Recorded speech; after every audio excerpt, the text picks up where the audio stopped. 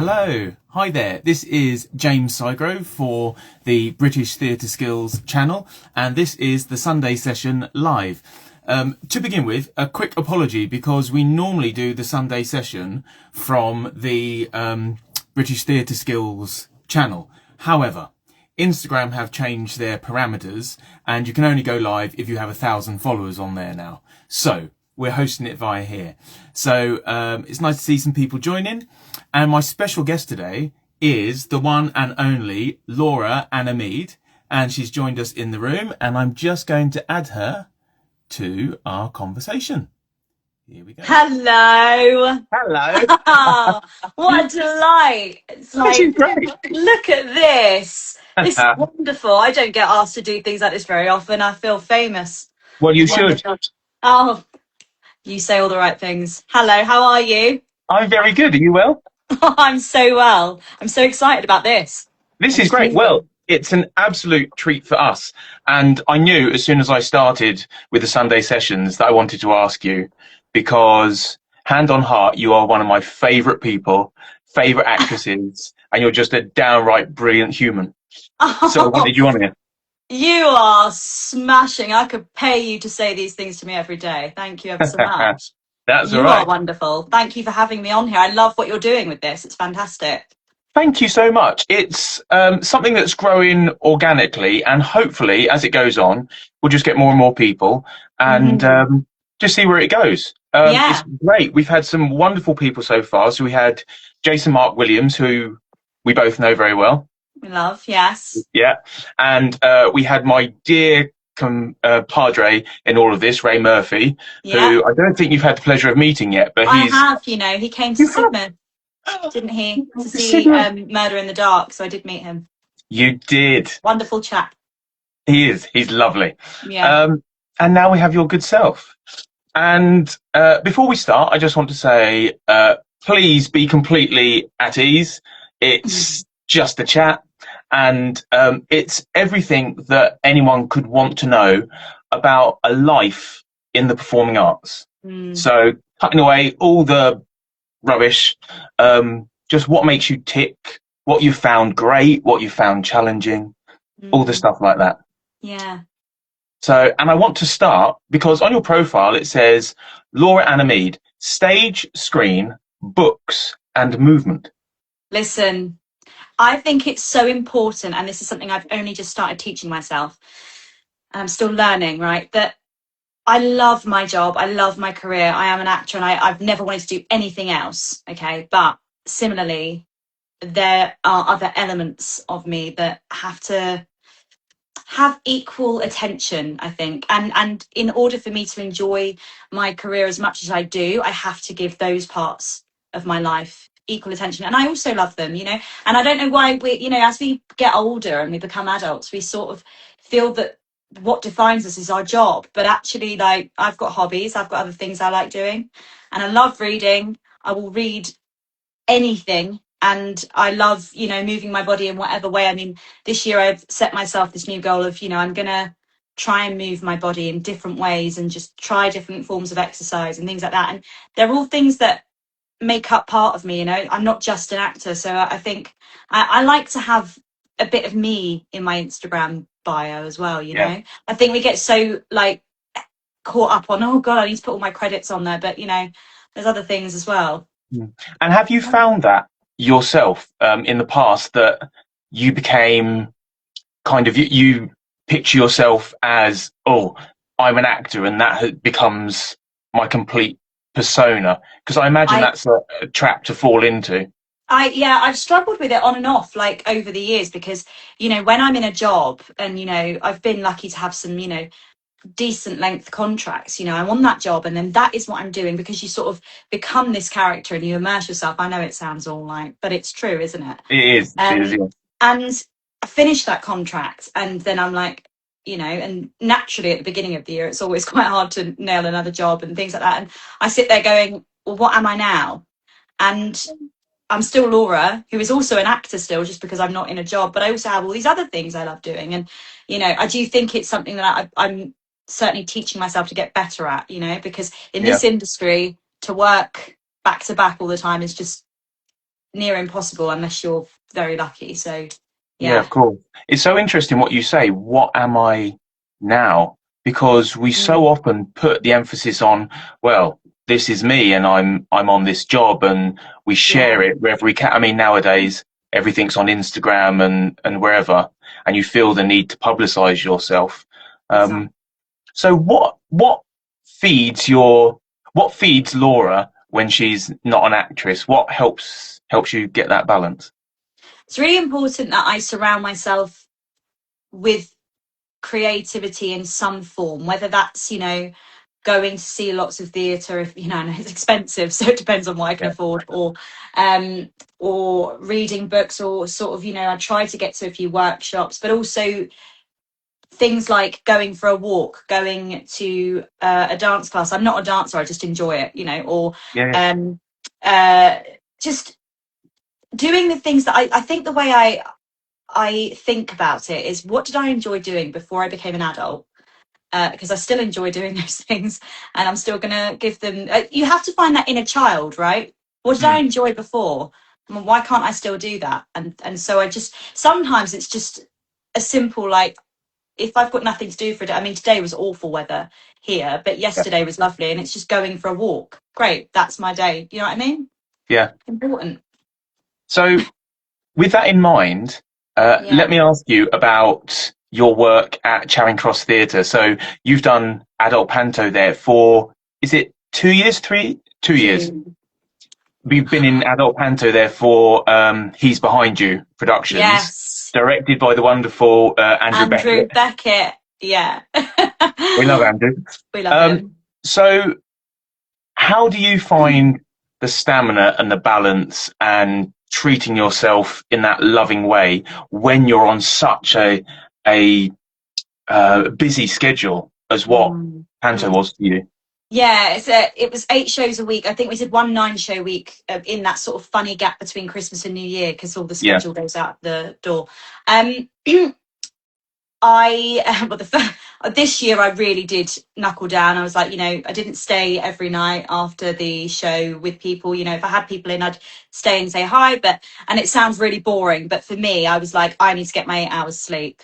yeah, So doing that, and also making sure that I got up in the morning and went and did things. I was actually staying with our lovely mutual friend Anton. Well, I was mm, staying at his. He wasn't there, but it was great because I was in London anyway, so I could just walk. I could go to a gallery. I could go and do this, that, the other, see a film. Um, just making sure that the daytime, especially on the days where it wasn't 2 shows, mm, this is my time. And then when I get to the theatre, I'm at yeah, work. And it is weird because you start work at such a weird time. Like mm, I always laugh at my working day when I'm in a show starts at 6. And so then I'm like, well, what am I doing with the rest of the day? But it's just basically swapping your day around, isn't it? What you would normally do in the evening, do it in the yeah. daytime. I Not always get find it such a strange moment when you go into production because everything you've done all that work mm, before you start rehearsals, then rehearsals like say 9:30, 10 till 5 or 6 or whatever, so you're working daytime, and then suddenly to go bang, right, now we work evenings. yeah. Yeah. And And you're like, you're hoping that your body clock will fall into the right pattern. yeah, And mine did eventually, and then now I'm still struck. I've been out of panto since the 11th of January, and yet I'm still struggling to go. I don't need to be awake this late anymore. I'm not on stage. You know what I mean? yeah, exactly. But we I've love just it. seen that we've been joined by our lovely friend Carl Steele. Hi, Carl. I love Carl still. What a guy. What a guy. So He's let he's like fundamental in me getting anything, because he connected me to you and connected me to Anton, and now yeah. so thanks, Well, Carl. go on then. Tell us more about how that all happened with Carl and connecting with people. um it's crazy. I wasn't represented at the time. I'd had some time out of acting because I was doing some writing, and then Mhm. COVID happened, so everything slowed down anyway. Was this And writing your play Vanilla?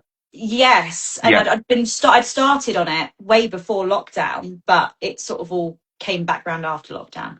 yeah, Um, and anyway, and then I thought I had the itch, and I thought I need to do something. And I was on Mandy at the time, which I'm not on at the minute, but Yeah. and the Town and Gown came up on there, and I remember applying and thinking I'm never going to get this. I haven't got an agent, because that's what you tell yourself. And I didn't get it originally, and then I think someone had to drop out, and then I did get it. So what a lovely surprise that was. And then there I met you. I met Anton.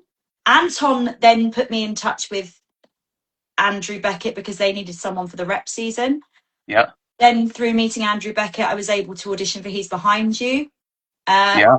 And it's just really weird. And I strongly believe, listen, get in any room you can. You just don't know who's going to be there. And also, not only has it been brilliant work opportunities, but I've made like friends for life. Everyone's like become a really close friend. And that's just so rare in this industry, because it's all a lot of the time. So, yeah. It's amazing. That production we did. So we should say the production we did together with Carl and with James Edge from the Joint Stock, when they were over at the Town and Gown in Cambridge, was the live radio version. Do we call it a radio version? It was the live radio play, yeah. Yeah, radio play of It's a Wonderful Life. Yeah. And you so, were James Stewart, and it was fabulous. James Stewart, yeah, with that voice. Yeah. You with that voice. So good. Oh, Mr. Dollar. Yeah. I can just remember you always making fun of me, because I had to get into the voice backstage before we started, and I'm just there going, it was funny. It was funny. Yeah, that was great. And also, of course, Carl is now up at Wolverhampton Grand, and he's had his wonderful productions he's been doing, like I Love You, You're Perfect, Now Change, which was fabulous. And James is up at the old Joint Stock and Be More Chill, which has been receiving so much attention. Yeah. I mean, both of them are smashing it at the minute. Yeah. I wish I lived in the Midlands. Yeah, I know, right? Crazy. So let's move on to your screen work. Okay. Let's talk about that. The first bit of screen stuff that I saw of you was Call the Midwife.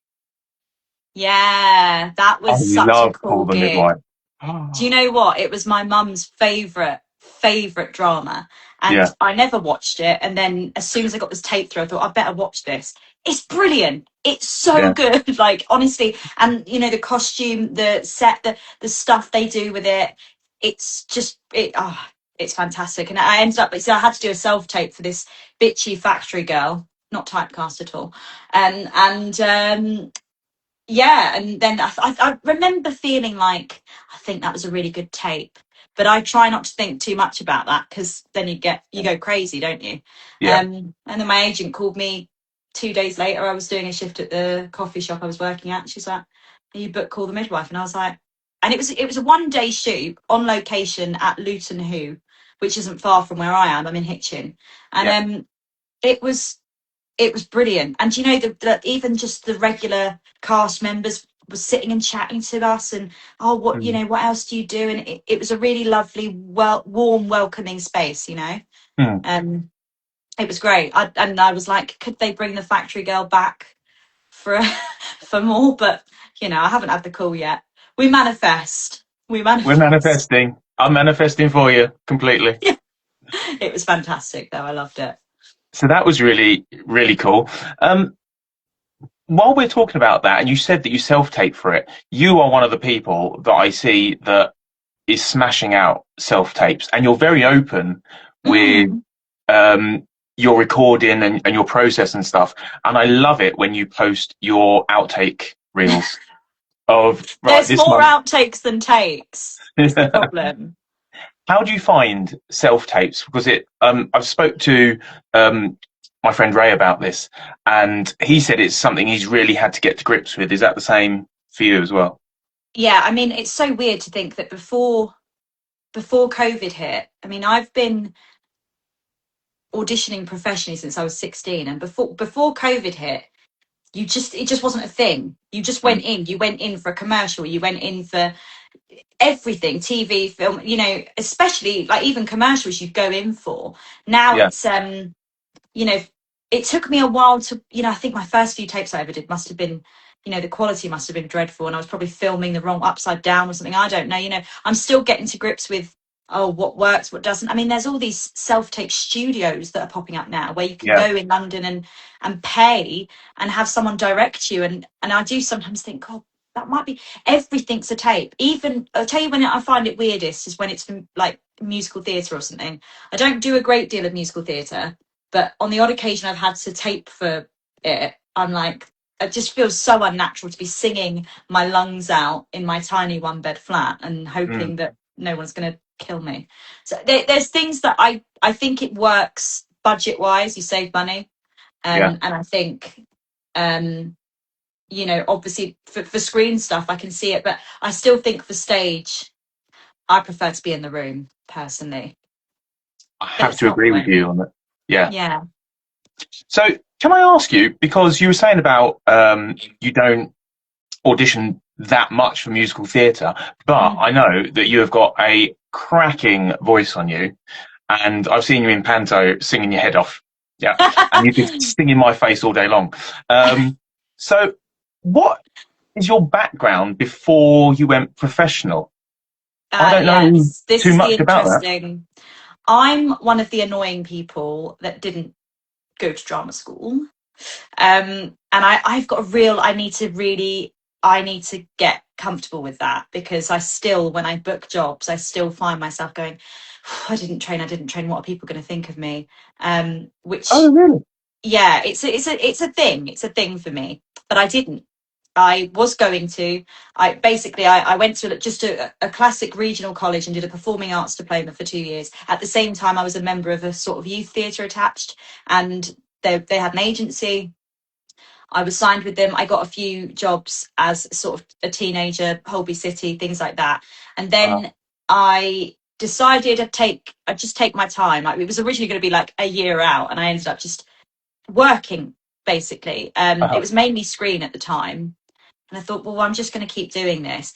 And then it slowed down. But by the time it slowed down, I was starting to think, well, maybe I'd like to write. And if I want to write, then do I want to go and do a degree in acting? If I'm not sure what I'm doing. And so I think essentially what happened is I just kept finding my way as my path formed itself. Do you know what I mean? Yeah. And I always wanted to do musicals when I was a kid, but I danced and I sang, and but I'm not entirely sure what happened, but something happened that knocked my confidence with that. I don't know whether it's because I just ended up doing so much comedy theatre and stuff, and I had so much time and attention put on that the other things slipped away.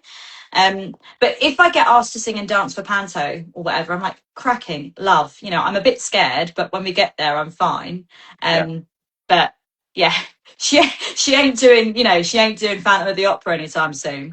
And that's fine. I'm okay with that, But that was never on my bucket list. So, but yeah, it's I think if something, I was in the room for a very big musical last year. I got past the dance round, ridiculous, but I didn't get it. But you know what? It just getting there was like, that's nice. That's nice that I know I can do it if I want to. Yeah. It's a stylized musical, but I thought, okay. Uh-huh. You got to tell yourself you can do it, Jay. I know, right? It's really interesting hearing you say about how you felt because you didn't have that professional training. And I think it'll be really interesting for people, because to look at yourself and your career, if we were to go down your CV, the jobs that you've done, I mean, working down in London, doing those pantos in central London, that you've been on TV, you've been in the rep season for many years and stuff. It's crazy to think that someone like that would not have that confidence or that imposter syndrome. I think I feel as though I should have done the training. Yeah. In order to be experiencing the things I'm experiencing. However, having said that, I always say to everyone, I train every year on the rep. It's the hardest job I have ever done, and I love it, and I would never change it for the world. But every year, it's like training, and you're getting paid to do it. Great. Yeah. Yeah. So with rep, could you explain to us how you approach that when you know that you've got 2 or 3 shows which are going to be in that rep season? I think I'm quite lucky in the sense that I got quite a photographic memory. I pick lines up quite quickly. Uh-huh. So what I try and do is I'll read all of the scripts or however many scripts I've got, and I look at them and I think, okay, I don't necessarily learn them in order. I learn them in terms of which is the heaviest and weightiest right now that I need to get down. Yeah. And I also make sure that I make character choices straight away. Because as you know from doing rep, we haven't got the time. We haven't got the time to be doing that glorious, let's find what this is. We haven't got the time. You have to just turn up and go, right. And if the director doesn't like it, fine, they'll tell us. But I try and tackle it as, okay, what's the heaviest character here? What's gonna, and not just dialogue, but movement, all the direction and everything. I'm thinking, okay, what have I got to really focus on first? And work that way. That's how it works for me. And then it gets weird when you're into the actual rep and you're rehearsing one in the daytime and performing the other one in the evening. You do have to split your brain into multiple, and I don't know how we do it, but you just sort of do it because you love it, I suppose. But I always work with what's going to be trickiest and let's get that down, because sometimes, hopefully in a track you'll have one part that's quite hefty and one that might only be on in a couple of scenes, and so you can sort of work that way round. Do you know what I mean? Yeah, absolutely. So if you're on a normal contract that isn't in part of the rep season, what would be your approach to character and work? Because I know that you're an avid reader, are you like Anthony Hopkins says, he reads it multiple times and he lets it go in? And I know Matthew McConaughey, he says that he'll read it when he's angry, he'll read it after a run, he'll read it early morning, late at night. Or are you one of these people that just jumps in with both feet and is like, right, let me get cracking on this? I'm very excitable. If I've had a job offer, I'm like, right, I want to learn it now. It's I think you have to be careful because obviously a lot of directors are like, I do not want you to be off book straight away. I actually, I've had that experience of, learn it, but soft learn it, and and have some choices, but don't make them firm. I've had all of that, but I've also had, you need to be off book straight away, and it's hopefully, by the time the contract's been offered, you know how they want to work. But naturally it's really difficult for me because naturally as soon as I get a job offer, I'm like, I want to absorb this character now, and I want to become her now. So it's hard, you have to sort of be patient and step back. But if I'm allowed to, I get straight in there because I like to go into that rehearsal room and be like, as quickly as possible, get that book down so I can really embody the person. Otherwise you're not playing, you're sort of just holding this. Well, for me, I find that boring, Yeah. And with characters, do you work, is it an inside out thing for you, or will you choose a physicality to embody? Really depends on the style of the piece. I mean, when it's farce, quite often I've got a few things that I'm like, I'm going to give her a silly walk, or I'm going to, give her a slight limp. I don't know. There's things that come out of, I don't know.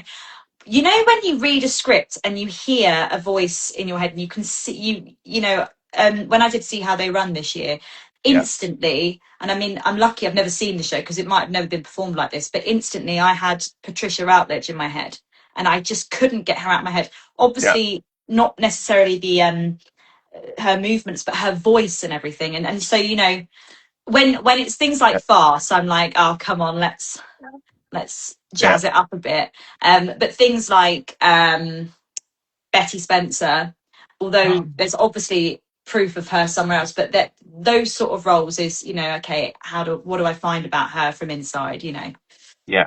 So you've said the magic part there. Betty Spencer, in Some Others Do Have 'Em, at the Barn Theatre in Cirencester. Incredible.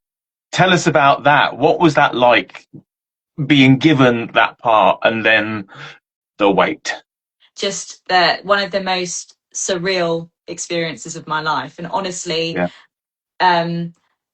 I've never, I've, no, I shouldn't say, I always want the job, but like I've never felt so drawn to something. I was, you know, I just was like, if I believe in all that manifestation stuff, I was like, I really, really want to play Betty. I want to play her. I love her. You know, grew up watching Michelle Doutrice, who is an absolute legend. But yeah, when I got that phone call, my poor agent, I bawled my eyes out down the phone to her. But it was the best. But just, and you know what was great was the director, the lovely Joe. He was like, obviously you want to take some things from the original characters from the TV series, but also it's really important that they feel as though they are you. So bring yourself into the role. And it wasn't impersonations. And of course there were things that we took, you know, I very much wanted to keep Michelle Doutrice's voice and things like that, but it was really, she just became one of those things where I became Betty and it just went like that. That didn't make any sense. I was sort of speaking as quickly as my mind was going, but it's beautiful to see you so lit up when you talk about it. It must have been a wonderful experience. And you're opposite the uber talented Sam Denier. Yeah. Who has just recently finished in Stereophonic on the West End, which was fantastic. When we got paired together for this chemistry read, Recall, and I was just like, he's from Liverpool. And I just thought, well, this is strange. And then as soon as he just stepped into character, and I was like, wow. And he's just fantastic. I was so lucky with that job. I just thought, and that is a very, very real example of imposter syndrome. That whole job, I was like, what am I like? How did I get here? Eventually I calmed down, but it was one of those like, how, you know, crazy. I was very lucky. I feel very lucky. It was an absolute treat. And I can say for myself, coming to see you in that, what an amazing production, and the cast and the performances that we were lucky to see, and rightfully nominated for a whole host of different awards. Yeah, it was nominated for a What's on Stage award, which was just crazy. Like, you know, what was that like, going to the awards? Yeah, I got myself a designer dress and all sorts. I thought, oh, do you know what? This might never, you know, life's short, isn't it? I was thinking this might never happen again. I'm really going to go and enjoy this. It was gorgeous. And the only weird thing is sort of, we were at the very beginning of the night, our award nomination thing. So once we found out we hadn't won that, which fine, we were still happy to be there, but we then had to sit through the entire show, and you know, it's quite a long award ceremony. So yeah, but they had a cracking after party afterwards, and you know, I just was like, this. I was at the What's on Stage Awards, crazy. Yeah, beautiful. We love that. Absolutely. So when we start each new year, is there a gremlin on the shoulder that goes, what's coming up, or do you try to plan things for the year ahead? There's always the gremlin exists big time. Yeah, I mean, I'm asking because I know the feeling myself. And I tell myself especially if I'm finishing the year off in panto, I tell myself every year as that finishes, don't worry, it's gonna be fine. Have a couple of months off, that's fine. Don't worry about it. But as soon as we finish that contract, I'm already thinking. The only thing that makes it slightly easier is that January's quiet for most actors. So I'm thinking, okay, well, I'm not alone here. But it's the drama of trying to plan the year out. What am I doing? You know, I'm too scared to book a holiday in case this thing comes up. But you know, life's too short. You got to do it. Yeah, I've missed out on so many holidays because I went, well, I've got a feeling that something is coming, or there's an audition that, but hey. So, something I would like to ask you is about this book reading that you do. You are such an avid book reader. I've seldom seen anyone read as many books as you do. And you post your lists of what you've read in that. Where does that love of books come from? So as a child, I was always dancing, singing, and reading, and I thought, you know, I don't know why. I was very I have two older brothers who I adore dearly, but they're slightly older, like closer in age. And I was very much in imagination. I'd just go and make up imaginary friends and things. It was a bit strange. So so I was always reading, and then I took it very seriously at school. And whenever I felt it gives me real solace reading when I'm not working. It's somewhere that I can escape to. Um, I love that you can pick up a book from, like, I read Les Mis last year, which I know is crazy. There are some bits in it that I'm a bit like, okay, this doesn't need to be here, but whatever. But it was amazing that I could read a book that was written that long ago and still feel like I was getting lost in it, and feeling like I could escape somewhere. I just love that. And what's great about books, and I don't want to go on, but we've got libraries and they're free, and there's all these kind of this free, it's educational. I love learning, so I think it's all just stuff that keeps my imagination going. And the reason I post about stuff that I read is because so many people are like, well, what did you read last month? And I can't remember, so I've got to post it on my thing. And I appreciate someone recommending a book to me. For instance, Paul from Sidmouth is writing a book about the history of the Manor Pavilion and Rep. Yeah. And I can't wait to get my hands on that. I can't wait. I'm going to devour it in a day. So, yeah, love reading. Love it. Brilliant. I love that. You mentioned Les Mis. You were in Les Mis at the open air theatre in St Albans. Yes, but not the musical. Very important. We remember that. Yeah. What was that like, doing open air theatre? I love doing open air theatre. It wasn't my first time doing open air. I did a production of Romeo and Juliet back in the day at the Minack in Cornwall. Oh wow, yeah, beautiful. Yeah, I really like it because, well, I think I like this about all these, but there's never going to be a performance that's exactly the same, because it's all weather dependent, and there's something quite powerful about performing a scene in the pouring rain. And okay, it's probably not great for the audience members, but it's quite exciting. You've done open air theatre, haven't you? Yes, I have. Yeah. It comes with its ups and downs. I mean, we all get colds and things, but it's always fun drying out your costume on a radiator. Yeah. But there's something about the live aspect of it that I really enjoy. You're never going to get the same performance. Yeah. No, it's great. Yeah. it flags up a memory for me. I had a mishap on stage, and I want to ask you, have you ever had any mishaps or things that have gone not to plan, shall we say, when you're on stage?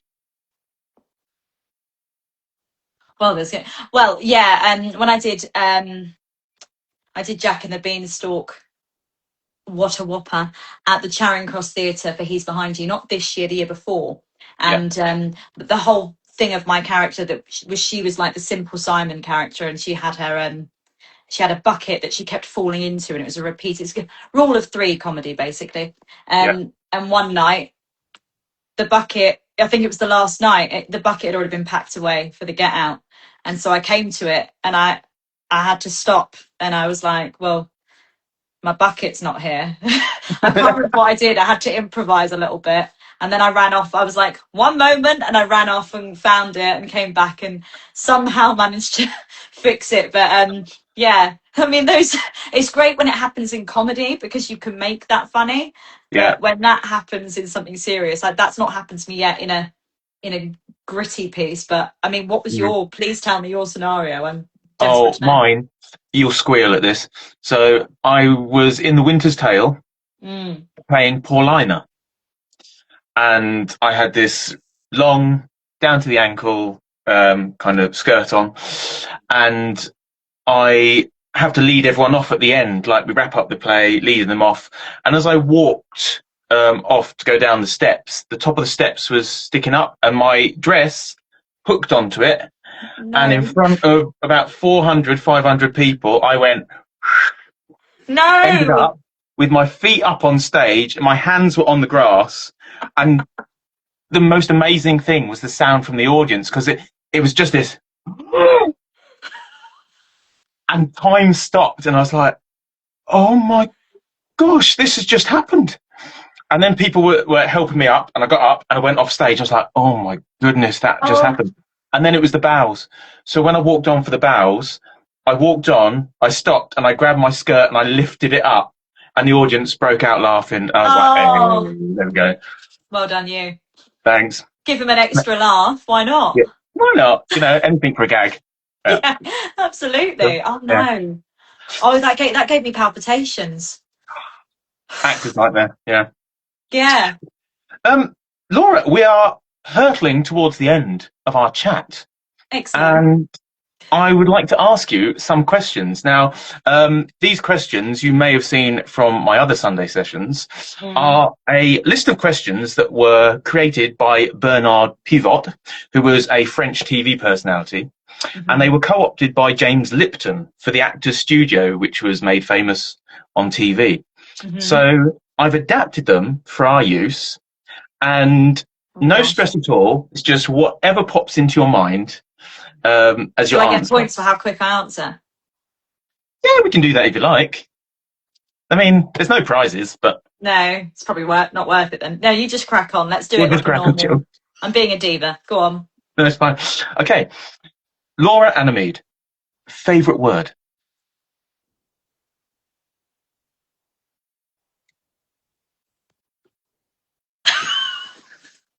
Favourite word? That silence was brilliant. That was... Oh my goodness, there's so many good words. The thing is, I love language, and now I'm going to come out with something really silly because it's too... Hang on. Emancipate. Oh, great word. That's a scrunchy word. I like that one. Nice. Okay, flip side now. What's your least favourite word?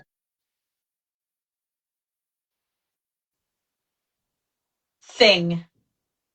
Thing. Oh, it's a bit nothing, isn't it? Thing. Yeah. Thing. What excites you? Being creative. Of course it does. What doesn't excite you? What turns you off? The dentist. Oh, the dentist. Oh, I really hate the dentist. Oh. Like, I go in kicking and screaming. Oh. As you can see, my teeth need a lot of work, and I'm just like, I can't be dealing with that. Beautiful. Yeah. Beautiful. Thank you. Okay. A sound or a noise that you love? I really love the sound of bubble wrap being popped. Oh, you're one of them bubble wrap people. I love that sound. I've never got it myself. I don't understand it. Okay, well. It's nice, though. It's you're alone in that. It's a bit popcorny. A sound or a noise that you hate? Can't stand when people scrape the end of a yogurt pot when it's gone, it's done, finished. No more. You don't need to keep doing that. Absolutely drives me insane. Actually, I have to leave the room. I'm thinking about it. Move on. I can't deal with it. That was so quick and so... Okay, right. Okay. Your favourite expression or saying?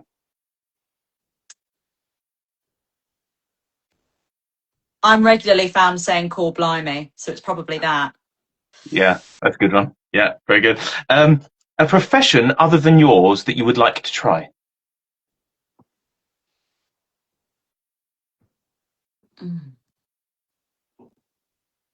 Pilates instructor. Oh, why so? Just moving the body. You love. Yeah, and I really enjoy Pilates, and I'm like, oh, that'd be great. And then you probably get a few free classes. It's always a bonus. A profession that you would not like to attempt? Mathematician. Oh, I'm with you there. Yeah, I've got no, that side of my brain just doesn't really work. So, no. That's all right. You're creative. You're creative. We love that. Okay, my very last question. If heaven exists, and that's something that you believe in, what would you like to be said to you when you arrive?